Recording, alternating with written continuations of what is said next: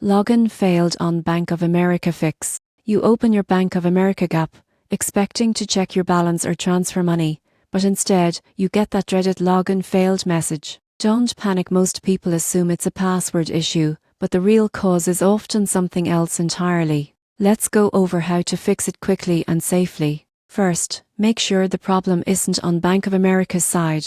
Search Bank of America app status or Bank of America outage. If their servers are undergoing maintenance, login will be temporarily unavailable for everyone. In that case, just wait, it's usually resolved within an hour. If everything looks normal, check your internet connection. A weak Wi-Fi signal or unstable mobile data can block secure logins. Try switching between Wi-Fi and cellular data or restarting your router. Next, update your Bank of America app. Outdated versions often fail to communicate with the latest server security protocols. Go to your App Store or Google Play, find the app, and install the latest update. If that doesn't help, clear the app's cache or reinstall it. On Android, go to Settings, then Apps, select Bank of America, and tap Clear Cache. On iPhone, deleting and reinstalling the app works just as well. Now, double-check your login credentials. If you've recently updated your password, your phone saved credentials or autofill might still be using the old one.